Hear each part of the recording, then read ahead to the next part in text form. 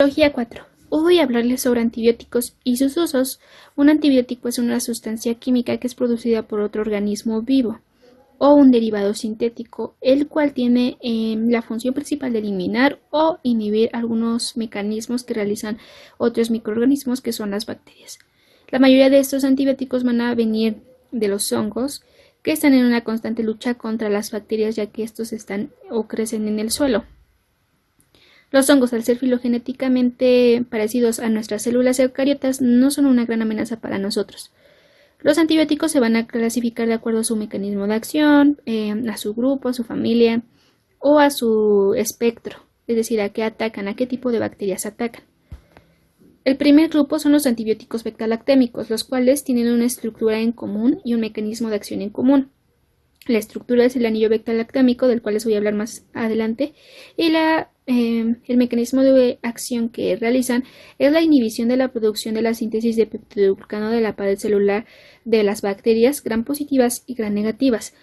Remontándonos al momento de que se está reticulando el peptidoglucano, recordemos que son cadenas polipeptídicas, hay un azúcar que compone al disacárido, que es N-acetilmorámico, que tiene una cadena aminoácida que tiene aproximadamente 4 o 5 aminoácidos, que se une por medio de un enlace peptídico con la otra cadena aminoácida del N-acetilmorámico de la cadena subyacente.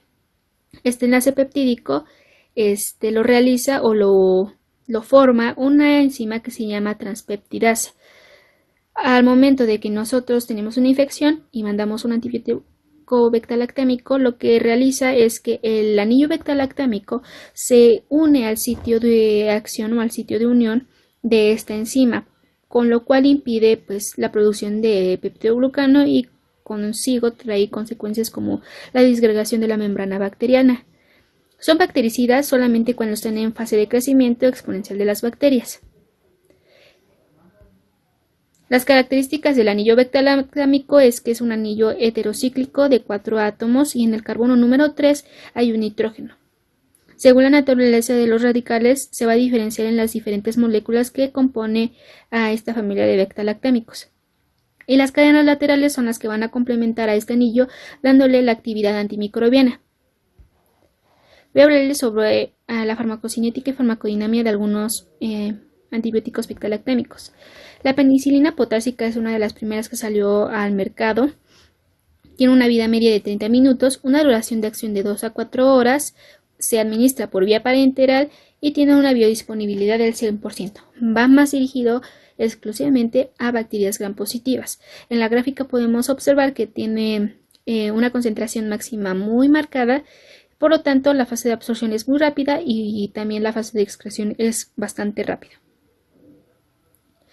La penicilina B tiene una vida media de 30 a 35 o 45 minutos, tiene una duración de acción de 4 a 6 horas, se administra por vía parenteral o enteral, tiene una biodisponibilidad del 25% o del 100% y el aclaramiento que realizan la mayoría de estos medicamentos beta-lactámicos se realiza por los riñones, es decir, se excreta por la orina, ya que al ser una molécula muy pequeña se va directamente al riñón y la excreta por vía urinaria. Un metabolismo hepático del 20% y un 80% de unión a proteínas, es decir, que se va a unir solamente el 80% a la albúmina o a todo este grupo de los citocromos P450. Es más dirigido hacia bacterias gram positivas y un poquito a gram negativas. La penicilina G procaínica tiene una vida media de 50 minutos. Su duración de acción es de 12 a 24 horas. Se administra de vía parenteral. Tiene una biodisponibilidad del 100% y su aclaramiento se realiza en un 90%, mientras que su metabolismo hepático en un 10%. Se une un 50% a la albúmina o a los citocromos y es más dirigido hacia bacterias gram positivas que a gram negativas.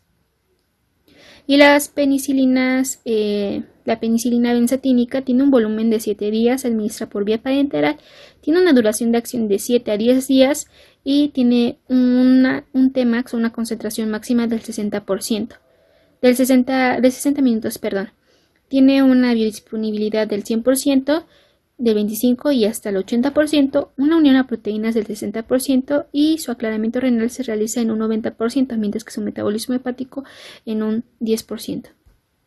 Ahora, para las indicaciones de los usos de penicilinas, hay que recordar que van a ir dirigidos específicamente hacia algunas infecciones. Sin embargo, muchas de las bacterias con las cuales combaten también las tenemos en la boca. Recordemos que pues nuestra microbiota oral tiene más de 700 especies y también nos basamos en el campo o en el espectro que abarcan. La penicilina potásica, por su parte, va más dirigido hacia infecciones causadas por organismos susceptibles a la penicilina, infecciones producidas por bacterias anaerobias, amigdalitis, neumonías, bronconeumonías, abscesos dentales y periodontitis. La penicilina B, sus indicaciones son para infecciones del tracto respiratorio, amigdalitis, bronquitis, celulitis y escarlatina. Sin embargo, este se va a perder mucho en el pH estomacal. La penicilina procaínica va para infecciones de vías respiratorias, infecciones de piel, tejidos blandos, infecciones bucales como estomatitis y periodontitis. Al tener procaína también da un efecto anestésico, ya que la procaína es un anestésico. Aparte de que combate a las bacterias, sirve como antibiótico, también tiene un efecto anestésico. La penicilina benzatínica es más para procesos infecciosos producidos por estreptococos del grupo A y infecciones de leva moderada de vía respiratoria. La ampicilina, que tiene una vida media de 2 horas, se administra de vía enteral, tiene una concentración máxima de los 120 minutos, aproximadamente 2 horas. Una biodisponibilidad del 60%, aclaramiento al 90%, un metabolismo hepático del 90% y es más dirigido hacia gram positivas que a gram negativas. Es indicada para infecciones de vías urinarias, gonorrea, infecciones por salmonella, Shigella, septicemia, otitis meningitis bacteriana o bronquitis. Mientras que la amoxicilina tiene una vida media de 40 minutos, vía enteral, se administra una concentración máxima de 1 hora, una biodisponibilidad del 90%, aclaramiento del 80% y un metabolismo del 20%. Se debe de administrar 500 miligramos cada 8 horas y esta ya tiene un poquito más de espectro hacia gram negativos, es decir, va para gram negativos y para gram positivos. Va dirigido hacia infecciones agudas y crónicas de vías respiratorias, piel, tejidos blandos, gastrointestinales y en general tratamientos causados por bacterias sensibles a penicilinas. Ahora, ¿qué pasa cuando hay resistencia a todos esos antibióticos que ya mencioné? Bueno, la resistencia la podemos provocar nosotros al mandar un antibiótico incorrecto que no es dirigido o específicamente para lo que padece el paciente. Lo podemos provocar nosotros. O también por transmutación de los genes de las bacterias. Al momento de que una bacteria ya reconoce y es resistente a beta-lactámicos, se produce una enzima llamada beta-lactamasa, lo cual hace es impedir que el beta-lactámico o el anillo beta-lactámico se una al sitio de unión de la PBP. Entonces, a partir de aquí nace el ácido clavulánico, que es una sustancia, un fármaco, que es resistente a las beta-lactamasas y lo que hace es solamente ayudar al antibiótico, que en este caso es la amoxicilina, para que éste inhiba o ocupe el lugar de la beta-lactamasa y la desactive, por lo tanto dejando libre a la amoxicilina y ésta se pueda unir libremente a la PBP. Va a tener la amoxicilina con ácido clavulánico una vida media de 90 minutos, un tiempo máximo o concentración máximo de 1 hora, una biodisponibilidad del 90%, unión a proteínas del 20%, aclaramiento renal del 80%, metabolismo hepático del 20% y se administra por vía enteral o parenteral. Es resistente a las beta-lactamasas y se administra 875 miligramos o 125 miligramos cada 8 horas, por lo cual facilita la administración. Va dirigido hacia infecciones del tracto respiratorio, infecciones leves o moderadas del tracto respiratorio inferior, infecciones bucodentales como abscesos, gingivitis y periodontitis, infecciones del tracto urinario. La dicloxacilina va a tener una vida media de 30 minutos, una concentración máxima del 60 minutos, una biodisponibilidad de 30 al 50% ya que se absorbe mucho en intestino, una unión a proteínas del 95%, aclaramiento renal del 50%, eliminación por bilis por lo que no se eliminó por vía hepática o lo que se metabolizó por vía hepática, metabolismo hepático del 10%, y se administra por vía enteral. También es resistente a las beta-lactamasas, va dirigido más hacia gram positivos y un poquito a gram negativos. Se administra 250 miligramos o 500 miligramos por 4 veces al día. Está indicado para infecciones del tracto respiratorio, también para infecciones de tejidos blandos como abscesos mamarios o cutáneos y en este caso también abscesos dentarios, y tiene buena aplicación terapéutica en otras infecciones. Ahora vamos a hablar sobre las cefalosporinas que pertenecen al grupo de los beta-lactámicos, pero son una familia que se divide en 3 generaciones. En 1948, Brodsky aisló el hongo Cephalosporium acremonium en las aguas negras de las costas de Cerdeña y de su núcleo activo el ácido 7-aminocephalosporónico. Y así es como se obtiene la cefalosporina. Se va a dividir en 3 generaciones, de la cual la primera generación es la cefalexina, que tiene una vida media de 90 minutos, una concentración máxima de 60 minutos, una biodisponibilidad del 80%, una proteína del 20% y se excreta por vía renal en un 90%. Su metabolismo hepático en un 10%, se administra por vía enteral o parenteral. Es resistente a beta-lactamasas, aunque va dirigido más hacia gram negativos que a gram positivos que a gram negativos. Puede haber posibilidad de alergia cruzada con penicilina al 20% y se administra 500 miligramos cada 12 horas. También va a ir dirigido hacia infecciones de vías urinarias, piel, tejidos blandos y también para infecciones dentales, sífilis o gonorrea. Vámonos con las cefalosporinas de segunda generación y tercera generación. La de segunda generación es el Cefaclor, que tiene una vida media de 30 minutos, una concentración máxima de 60 minutos, una biodisponibilidad del 99%, una unión a proteínas del 35%, aclaramiento renal del 90%, metabolismo hepático del 10% y es resistente a beta-lactamasas. Se administra por vía enteral y parenteral. Se administran 500 miligramos cada 8 horas, lo que facilita la toma del medicamento y va dirigido a gram negativos y gram negativos. La cefrexona es la cefalosporina de tercera generación, la cual va a tener una vida media de 8 horas, una concentración máxima de 10 minutos, es decir, va a llegar rapidísimo a la sangre, una biodisponibilidad del 100%, unión a proteínas del 95%. Un aclaramiento renal del 80%, metabolismo hepático del 20% y es resistente a beta-lactamasas. Se administra por vía parenteral un frasco de 500 sobre 2 miligramos sobre mililitros. Se administra por vía parenteral y va indicado para infecciones de vías respiratorias, infecciones de vías urinarias, infecciones infraabdominales, meningitis, septicemia, infecciones de la piel y tejido blando, así también como infecciones óseas y de articulaciones, los cuales pues no son de gran ayuda al momento de que vayamos a tratar con una infección en hueso causada por una infección bucal.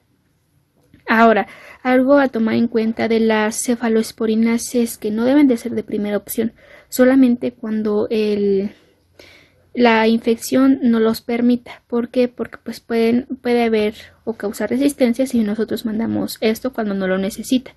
Y también es necesario, si se encuentra que una persona es o se sospecha que una persona es susceptible a las cefalosporinas, pues mejor realizar un antibiograma para descartar esto.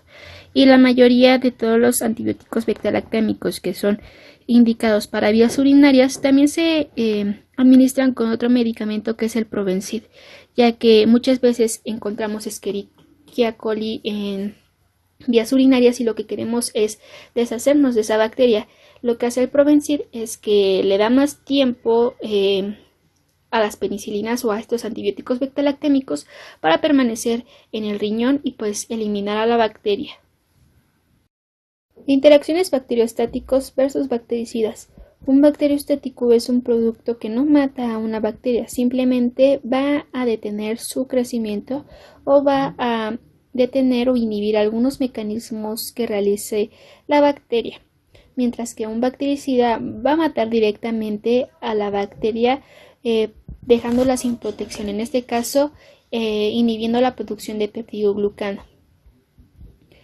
Al momento de que haya interacción entre un bacteriostático y un bactericida, puede que haya antagonismo, el cual pues va a inhibir una acción de alguno de estos dos antibióticos. Mientras que si mandamos un antibiótico del mismo origen bactericida o con bactericida va a provocar sinergia, lo cual es de muchísima ayuda al momento del tratamiento. Los macrólidos es una familia de antibióticos que se caracterizan por tener un anillo macrocíclico de lactona. Está constituido de 16 carbonos aproximadamente y está unido a 2 desoxiazúcares. Estos se encontraron en 1952, pero se encontró resistencia hasta 1955. Los encontraron en Filipinas y proviene de la cepa de Streptomyces aireterus. El primer macrólido que se obtuvo fue la eritromicina, que es una base débil que forma sales o ésteres en contacto con los ácidos orgánicos. Posterior a la obtención de la eritromicina, pues viene la claritromicina y la citromicina. Son considerados bacteriostáticos en concentraciones bajas, pero si aumentamos estas concentraciones hasta 4 veces, son característicos o llamados también bactericidas. Su mecanismo de acción es el siguiente. A diferencia de los beta-lactámicos, estos van a inhibir directamente a la producción de proteínas de la bacteria, específicamente al momento de que el RNA mensajero se une a los ribosomas que producen RNA de transmisión. Este se une en el sitio P, que es el sitio de peptidil, o que une por medio de enlaces peptídicos e inhibe que se siga sintetizando estas proteínas. Van a inhibir directamente a una enzima que es la peptidil RNA ribosomal, porque pues une a esta cadena. Penetran fácilmente la membrana de gram positivos y pocos gram negativos. Son tiempo dependientes, por lo tanto va a haber efecto post-antibiótico.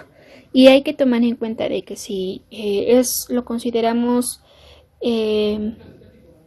como una de las primeras opciones cuando una persona es alérgica a las penicilinas. Sin embargo, si hay resistencia a las penicilinas, no se debe de indicar, porque si hay resistencia a penicilinas, frecuentemente hay resistencia a macrólidos.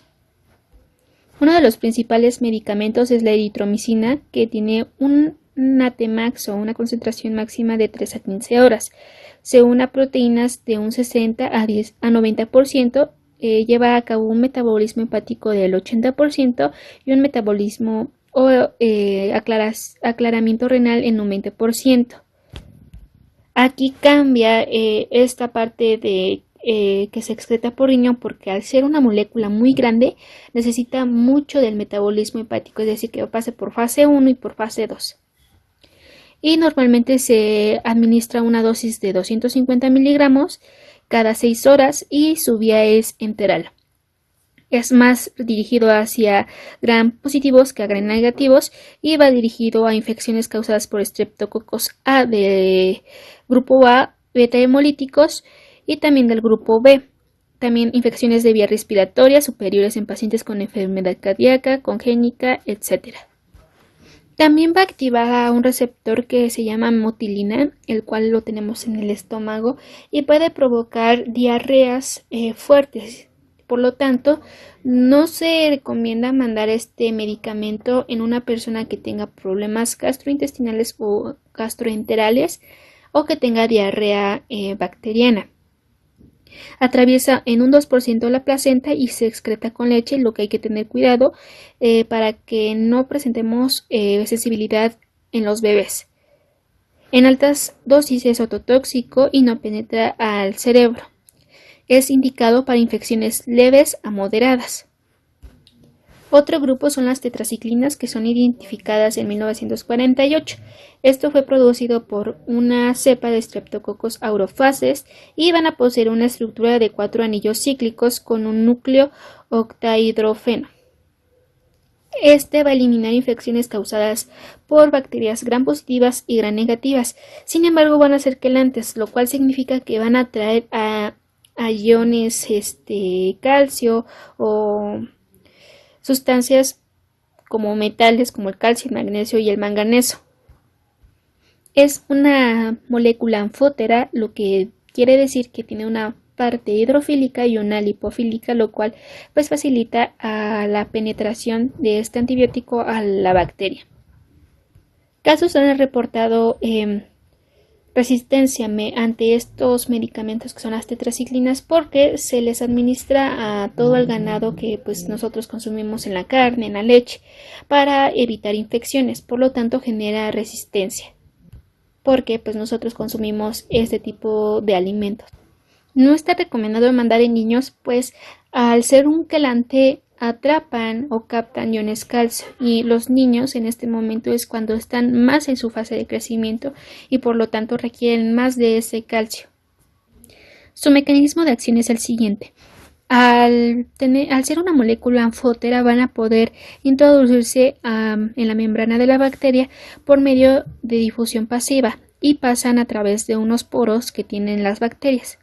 Estos, a diferencia de los macrólidos, van a unirse a la porción 30S de los ribosomas que están generando la producción de proteínas y pues van a inhibir la producción del RNA de transmisión que se convierte en pues proteínas. Con esto inhibe y desacoplan la fosforilación oxidativa y altera la membrana celular de la bacteria. Son considerados bacteriostáticos a una concentración baja y bactericidas a una concentración alta. Se absorben en el intestino delgado entre un 30 y un 70%. Su absorción va a estar interferida con alimentos que contengan calcio, magnesio, aluminio, zinc y hierro. Son liposolubles, por lo tanto se van a metabolizar más en hígado, se concentran en tejido óseo y dental y la única indicación que debe ser la correcta es cuando hay periodontitis o enfermedad periodontal. También se va a ver afectado por medicamentos que son inhibidores de los protones de hidrógeno como el omeprazol. Uno de los fármacos que pertenecen al grupo de las tetraciclinas es la doxiciclina, que se administra 100 miligramos cada 12 horas, tiene una vida media de 15 horas. Es anfótero ya que penetra la bacteria, atraviesa la barrera hematoencefálica, es también indicado cuando hay infección por riquecias y tiene un espectro gram positivo y gram negativo. El metronidazol es un antiparasitario, es un bactericida, un antibiótico bactericida contra bacterias anaerobias, de las cuales está Clostridium difficile.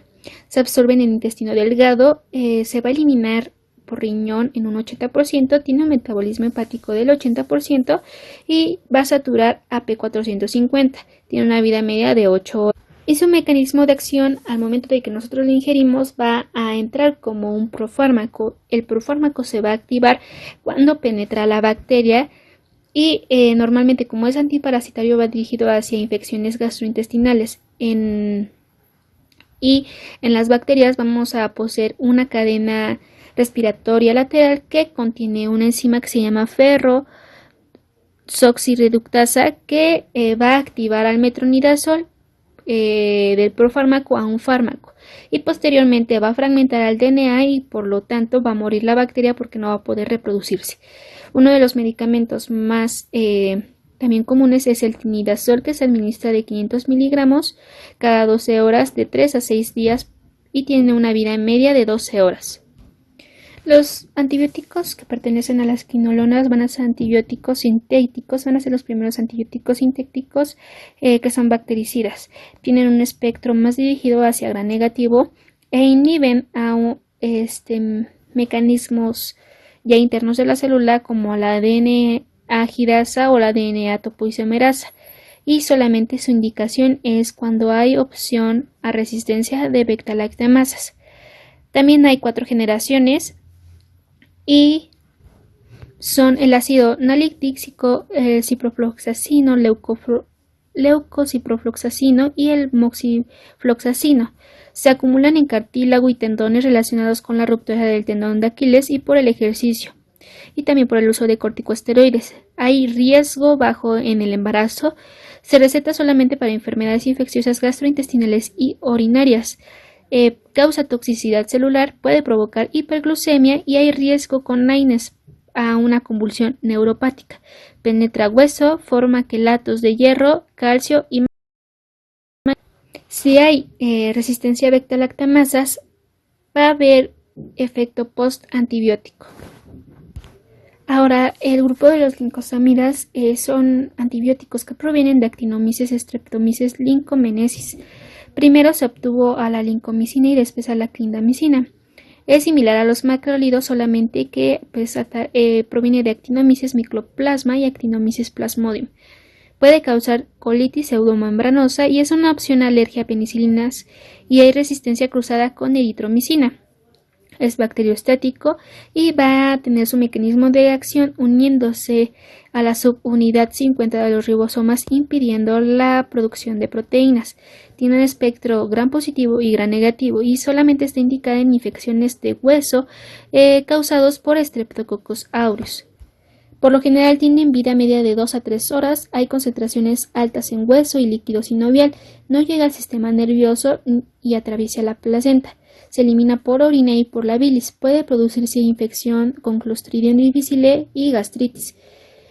Puede también haber antagonismo con macrólidos y con beta-lactámicos y tiene un metabolismo hepático que se requieren ajustar dosis. Es una alternativa al metronidazol y hay sinergia con aminoglucósidos. Aminoglucósidos son también otra familia de antibióticos que se obtuvieron a través de una cepa de Streptomyces griseus.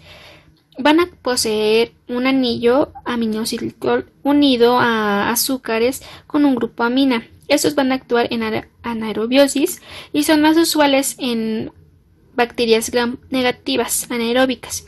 Son cationes porque tienen carga positiva, por lo tanto en su mecanismo de acción, cuando entra el fármaco aminoglucósido se va a unir al LPS de las bacterias gram negativas que tienen en su membrana y también a proteínas que tienen carga negativa. Al tener una atracción de cargas, va a desplazar al calcio y al magnesio, que son los principales nutrientes de estas bacterias. Al momento de que lo desplazan, pues entran a la bacteria a través del LPS y van a inhibir directamente a los ribosomas. Van a favorecer a un pH alto de la cadena respiratoria y al oxígeno interno que tiene la bacteria. Cruza la membrana por una gradiente de concentración generado también por la fosforilación oxidativa y finalmente pues va a inhibir a estos ribosomas. Por lo tanto tienen un efecto bacteriostático. Puede haber resistencia a estos antibióticos por varias razones, porque hay bacterias que poseen en su estructura bombas expulsadoras de antibiótico por mutaciones en síntesis de las bacterias o en alteraciones de los plásmidos que tienen. Van a potencializar a los beta-lactámicos y forman poros en la entrada de las bacterias para que al momento de que esté en sinergia con los beta-lactámicos, estos puedan ingresar a la bacteria. Tienen una unión muy mínima de proteínas en un 35% y se concentran en el túbulo renal y se excretan por orina. Van a inhibir la liberación de acetilcolina, lo que es una desventaja ya que puede provocar problemas neuromusculares. Y también puede potencializarse con anestesia. Normalmente tienen una vida media de 8 a 12 horas y se administra por vía intramuscular, óptica o ocular, y también va a disminuir el efecto si hay una infección con pus. Ahora, el efecto también los antibióticos trimetoprim sulfametazol. Este antibiótico va a ser una unión de dos antibióticos que son el trimetoprim más sulfametazol en relación de 1 a 5. Van a inhibir la síntesis de tetrahidrofolato, que es derivado del ácido fólico y que las bacterias necesitan porque ellas no la producen. La producen ya después de que lo obtienen de manera endógena. Son bacteriostáticos y actúan sobre bacterias gram positivas y gram negativas. Normalmente es indicado para infecciones urinarias, gástricas e intestinales y se toma con alimentos.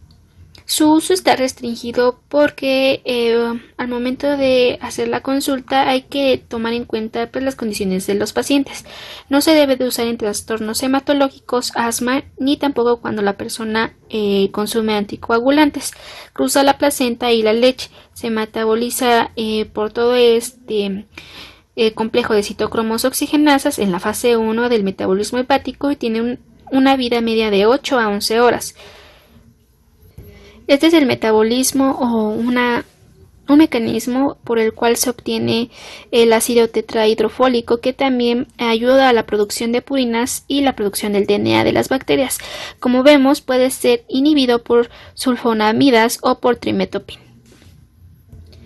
El cloranfenicol es otro antibiótico que se obtiene de una cepa de Streptomyces venezuelae en 1947. Es muy activo contra estafilococos gram positivos y gram negativos. Es bacteriostático y van a ser estables a pHs ácidos y alcalinos.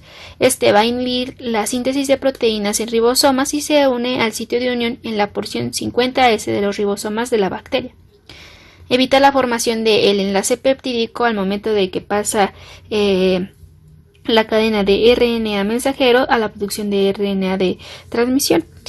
Se metabolizan en hígado, se excretan normalmente por orina y no se debe de administrar cuando hay una insuficiencia renal o hepática.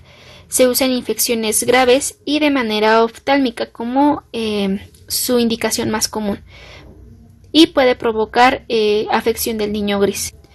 Efecto Antaus o disulfarán. Este efecto se da con algunos fármacos. Se da en casos donde pacientes están combinando alcohol con medicamentos, en este caso metronidazol. Cuando se toma alcohol, pues hay una serie metabólica a la cual va a producir etanol hasta llegar a la sintetización de ácido acético. Cuando se toma medicamentos como el metronidazol, van a inhibir a una enzima que es la aldehído deshidrogenasa, que trae consigo como consecuencia la concentración del acetaldehído, que comienza a actuar como un metabolito tóxico en nuestro cuerpo, creando y generando taquicardia, náuseas, vómitos y síntomas neurológicos. Se han reportado casos en el que puede llegar las personas al momento de que están combinando etanol con medicamentos a llegar a disnea o a muerte. Ahora algunos casos clínicos. Paciente 1. Sano con pulpitis irreversible. Su tratamiento sería remitir con un endodoncista en su caso y eliminar el factor causal.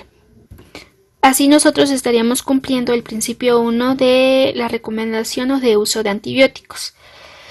No se debe de administrar antibiótico porque no hay indicios de infección. Paciente 2. Paciente sano con necrosis pulpar y celulitis evolución 2 días. Tratamiento de conducto sería el tratamiento ideal para eliminar el factor causal y mandar penicilina procaínica de 2 a 3 días en una dosis de 800 ml en volumen. Ahora, un paciente ASA 2 con absceso submandibular de 5 centímetros de diámetro. Al ser un paciente ASA 2, es decir, que tiene una enfermedad o una condición sistémica, pero que está controlada, podemos tener un buen tratamiento con éxito. El primer paso es drenar el absceso para cumplir el principio 1 del tratamiento antibiótico y se mandaría ceftriaxona de 1 gramo de 2 a 3 días. Sin embargo, también podríamos mandar penicilina G procaínica, lo cual está indicado por una guía práctica clínica que proporciona la Secretaría de Salud. Sin embargo, al ser un absceso submandibular de 5 centímetros de diámetro ya es bastante grande, lo cual nos da un indicio de que puede haber más bacterias gram negativas que gram positivas. Entonces, utilizaríamos más ceftriaxona porque tiene un espectro amplio hacia gram negativos, y también la guía práctica proporcionada por la Secretaría de Salud menciona que es uno de los medicamentos más mandados cuando hay este caso de abscesos submandibulares que comprometen al cuello. Ahora, paciente 4. Paciente infantil de 6 años con absceso dental local, fiebre de 38 grados. Se mandaría tratamiento como pulpectomía para también cumplir el principio 1 del tratamiento antibiótico, y se mandaría amoxicilina de 250 miligramos cada 8 horas por vía oral. Al ser un absceso dental local y tener fiebre de 38 grados nos está indicando que puede haber que haya celulitis. y lo cual también da un indicio de que apenas el crecimiento de las bacterias gram positivas está en aumento. Y por último, un paciente sano programado para extraer un tercer molar y un segundo molar. Lo que se realizaría es una profilaxis antibiótica, porque hay que recordar que al momento de que realizamos una cirugía de terceros molares se está involucrando una microbiota mixta entre la microbiota de orofaringe y pues la microbiota oral, con lo cual estaríamos evitando una infección después de la cirugía. El antibiótico de elección sería penicilina G de 800.000 en volumen, 2 horas antes del tratamiento, y posteriormente observar las primeras 24 horas posoperatorias. Gracias.